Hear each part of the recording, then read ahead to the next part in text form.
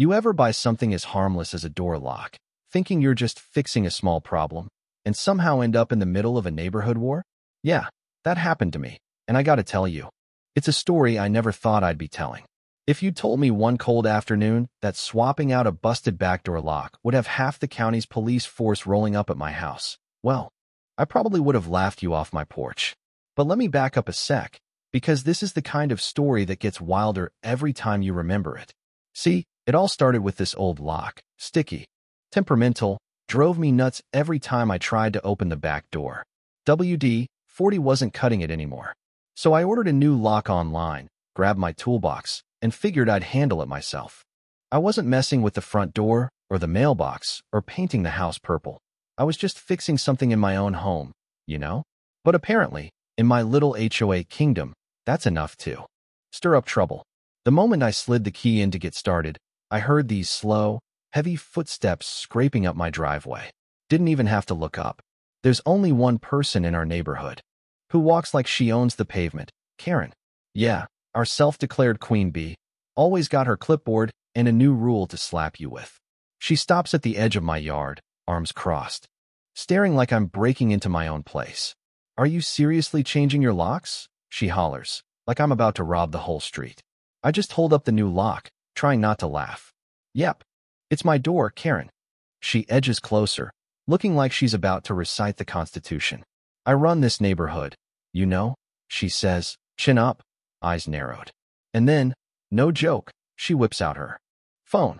"I'm calling 911, she declares, finger poised above the screen. I blinked.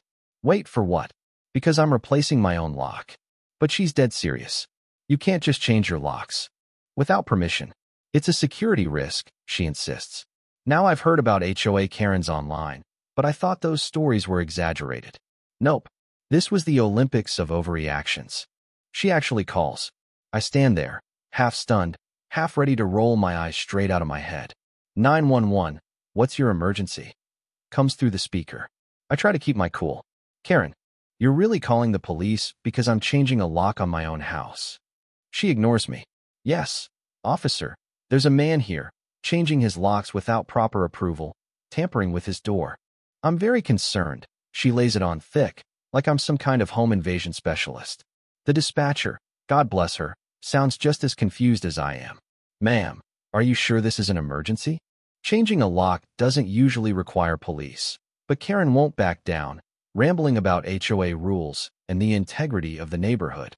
I want to walk away, but something tells me this is about to become a circus. And sure enough, a couple minutes later, I hear sirens, real, actual sirens, coming up the street. 2 squad cars, lights flashing, pulling up like there's a hostage situation.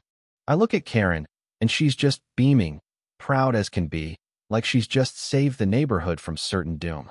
Out step 2 cops. One tall, looks like he could bench press my truck. The other older, frown lines deep as the Grand Canyon. "What's going on here?" the tall one asks, scanning us like he expects someone to make a run for it. Karen launches into her story. "This man is changing his locks without approval.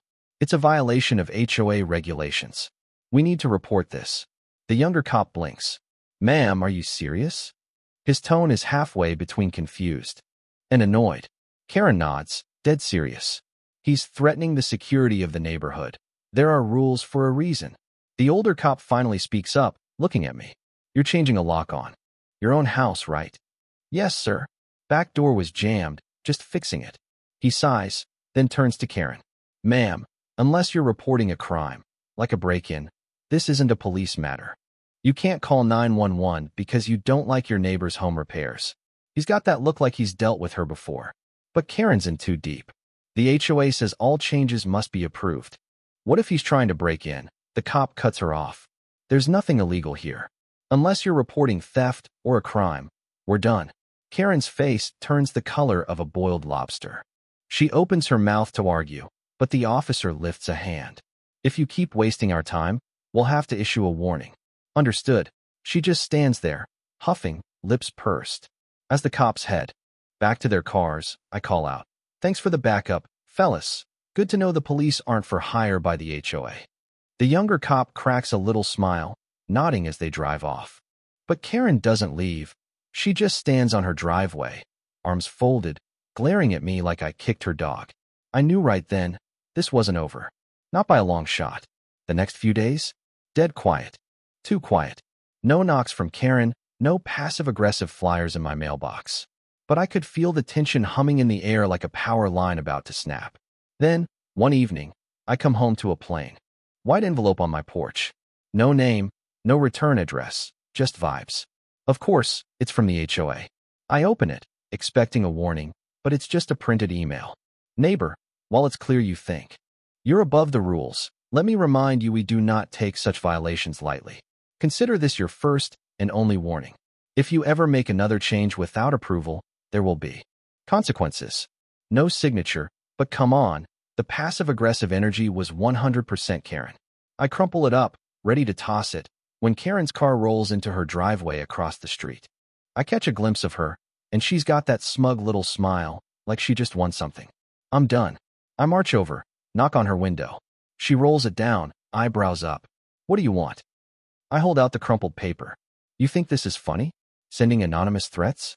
This your idea of a power trip? She just shrugs. Oh, did I offend you? Maybe you should have asked for approval. You don't play by the rules, do you? I can feel my jaw clench. You don't have authority over me, Karen. The HOA isn't your private kingdom. She just grins. We'll see about that. From that moment, the lines were drawn. The next morning, another envelope hits my porch. Bigger, heavier, way more official looking. This time, it's a real notice. The HOA claims I violated multiple rules, unapproved modifications, failure to file forms, threatening fines if I don't reverse the damage in 48 hours. I laugh out loud. For a lock. But deep down, I know Karen's not bluffing. She's gunning for me. So I call a lawyer. You're not the first, he tells me. HOAs love to flex, but they can't override basic property rights. They're just trying to intimidate you. It's a relief to hear, but I'm still furious. That afternoon, I see Karen on the sidewalk, clipboard in hand, talking to a neighbor like she's running for office. I walk by, and she shoots me a death glare. You really don't know when to quit, do you? I say, keeping my voice calm. She just grins wider. You've crossed a line. Now you'll see how serious I am. I walk inside. But I'm fired up. This isn't just about a lock anymore. It's about not letting some petty dictator run my life. The next few days, I start gathering evidence. Every letter, every email. Every time Karen so much as looks at my house. I talk to other neighbors, and it turns out I'm not alone. Karen's been on a rampage for years. Nuisance citations, bogus warnings, little power plays. She's built a whole empire on fear and silence. Well, not anymore. The final straw comes at the end of month HOA meeting. I show up, documents in hand, lawyer on standby, ready to raise some hell. Karen's up front, smug as ever. But when she sees me march in, there's a flicker of doubt in her eyes. I stand, clear my throat, and say loud enough for everyone to hear. Enough is enough. I'm here because I'm tired of the threats, the harassment, the intimidation. I've followed every rule that makes sense, but no one gets to tell me I can't secure my own home. This isn't about a lock. It's about one person abusing their position. I lock eyes with Karen. For the first time, she looks rattled. You've bullied this neighborhood long enough. I've got a lawyer. I'm not backing down. The room is dead silent. Finally, the head of the HOA board clears his throat. We'll need to review this, but it's clear personal grievances have clouded our judgment. Karen goes bright red, but the board leader stops her. That's enough, Karen. You're dismissed. She storms out, and I feel the whole room exhale. It's like someone popped a balloon.